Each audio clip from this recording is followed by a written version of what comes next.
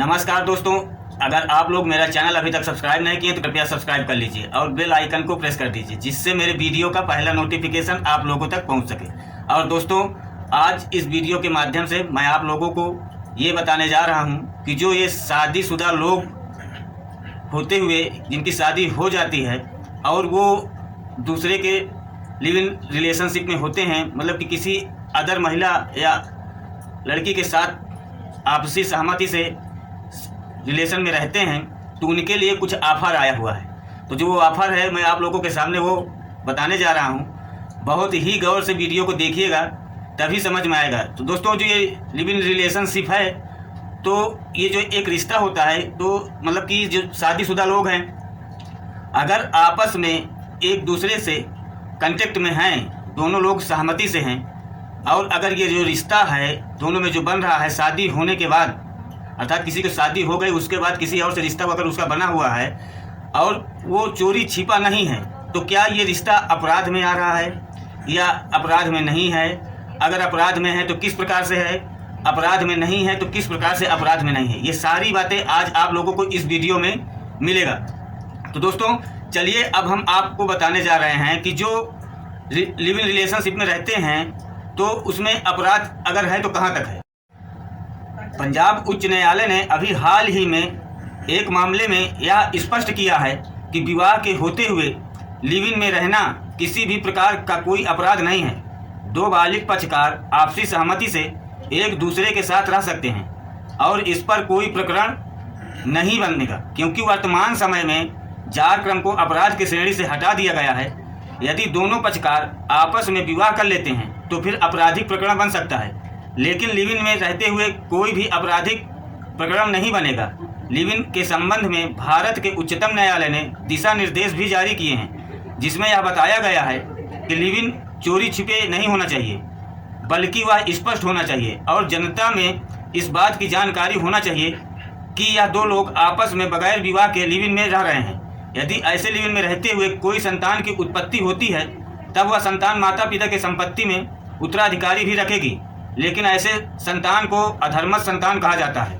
हालांकि इसके अधिकार एक धर्मस्थ संतान के समान ही होते हैं। तो दोस्तों, ये जो कोर्ट का आदेश है, इसमें ये आया है कि अगर कोई व्यक्ति शादीशुदा होते हुए भी किसी के गैर औरत हो या मर्द हो, मतलब कि मेल हो या फीमेल हो, उनकी शादी हो गई है, किसी दूसरे से लिव इन में रह रहे हैं वो, और वो चोरी छिपा नहीं है, पूरा ओपन है। मतलब कि कुछ रिश्ते होते हैं कि जो चोरी से होते हैं, लोग बात नहीं मालूम होता है, चोरी चोरी फ़ोन में बात कर लिए, चोरी चोरी कुछ कर लिए, फिर चोरी से वहाँ मिल लिए, वहाँ मिल लिए, ये सब ऐसे जो चोरी जो कार्य होते हैं, तो उसमें शब्द ही आ गया चोरी। तो अगर चोरी शब्द आ गया है तो आप ये मान लीजिए कि जहाँ पे चोर है वहाँ पे क्राइम है, जहाँ पे क्राइम है वहाँ पे अपराध है, जहाँ पे अपराध है वहाँ पे जेल है, क्योंकि प्रशासन है, विधान है, अपने भारत का जो संविधान है, तो उसका एक रूल है कि जहाँ पे चोरी है वहाँ पे तो क्राइम है, अब जहाँ पे क्राइम है वहाँ पे तो जेल होना है।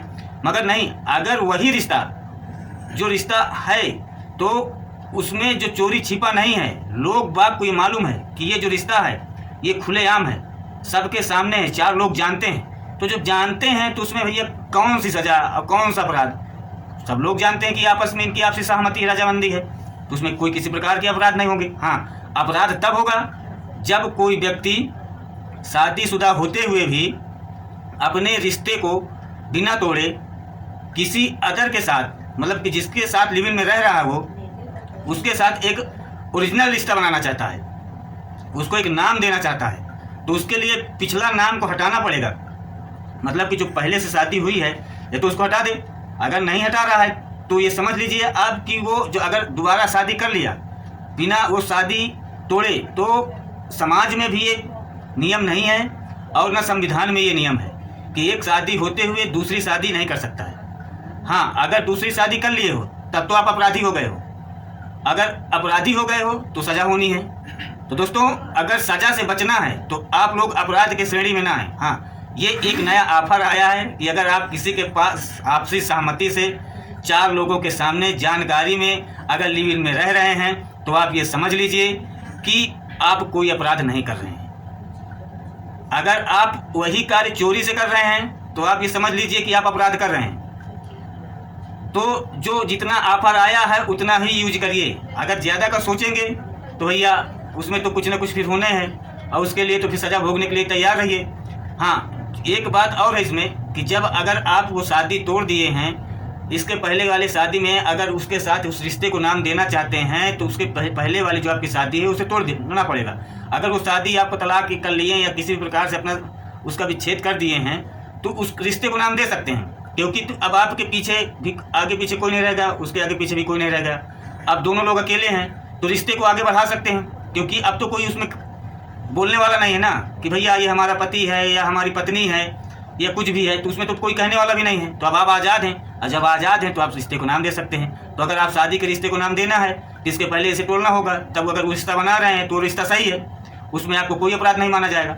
हाँ, अगर आप नहीं उस वाली शादी को, पिछली शादी के अगर आप नहीं टूटा हुआ है, तलाक वलाक कुछ नहीं हुआ है, आप लिव इन में रह रहे हैं तो उसमें कोई दिक्कत नहीं है, रहिए, 4 लोगों के सामने रहो। तो उसका भाई जब कहीं कोई बात होगी तो आपसी सहमति, उसमें क्या होना है, कुछ नहीं होना है। तो और ये कोर्ट का भी आदेश आ गया है। हाँ, अगर वो सहमति में कोई संतान, समझ रहे हैं बात को, अगर वो सहमति में कोई लड़का या लड़की का जन्म होता है तो पैतृक संपत्ति में उसका अधिकार होता है, क्योंकि पुत्र तो आपका ही है, दूसरे का है नहीं। तो जो आपका है, तो जो आपका है वो उसका है, और जो उसका है वो आपका है, तो उसमें उसका पूरा हक है। हाँ, समाज उसको एक गंदा नाम देगी, अधर्मिष्ठ कहेगा, धर्मिष्ठ संतान नहीं कहेगा, ये एक अलग बात है, पर कानून उसको पूरा अधिकार देगा।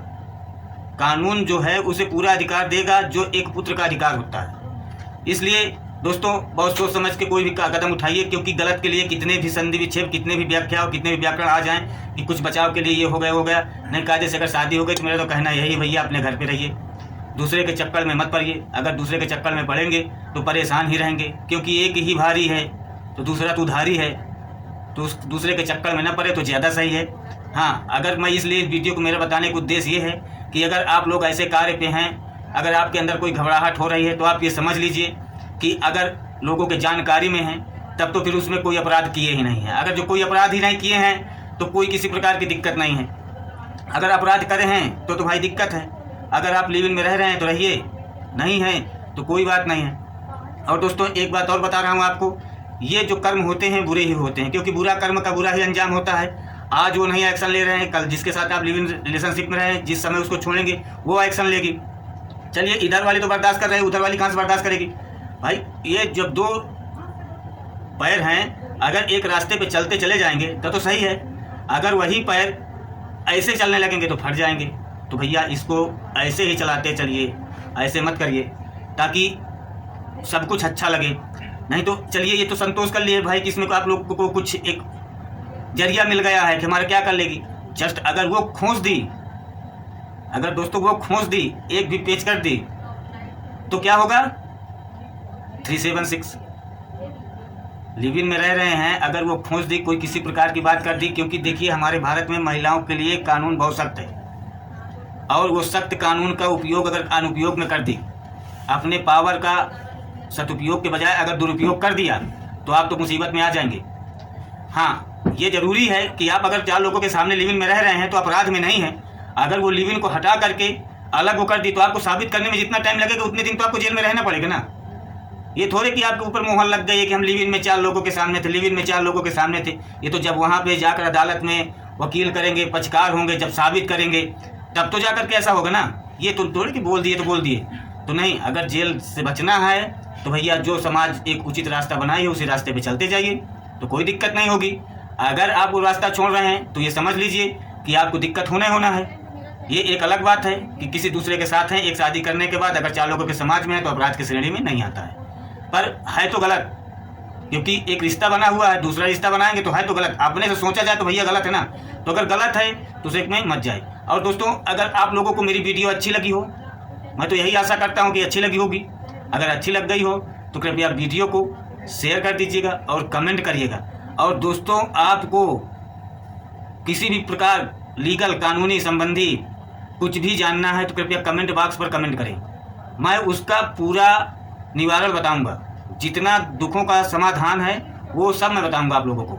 और आप लोग जितना वीडियो मेरा शेयर करेंगे उतने लोगों के पास जाएगा। और मेरा आप लोगों से एक और अनुरोध है कि ये जो कार्य चल रहे हैं इसको कृपया समझाने की कोशिश करें लोगों को। अगर आप लोग एक भी व्यक्ति को समझा दिए हैं तो समझ लीजिए कि पृथ्वी में जन्म लेने का एक कार्य आप बहुत अच्छा कर दिए हैं, जिसका शायद ऊपर जो लोग बात कहते हैं ना ऊपर जाने के बाद मिलेगा, तो शायद कुछ अगर ये बात में सच्चाई है तो बहुत पुण्य मिलेगा। तो दोस्तों चलते हैं इसी के साथ। धन्यवाद, नमस्कार।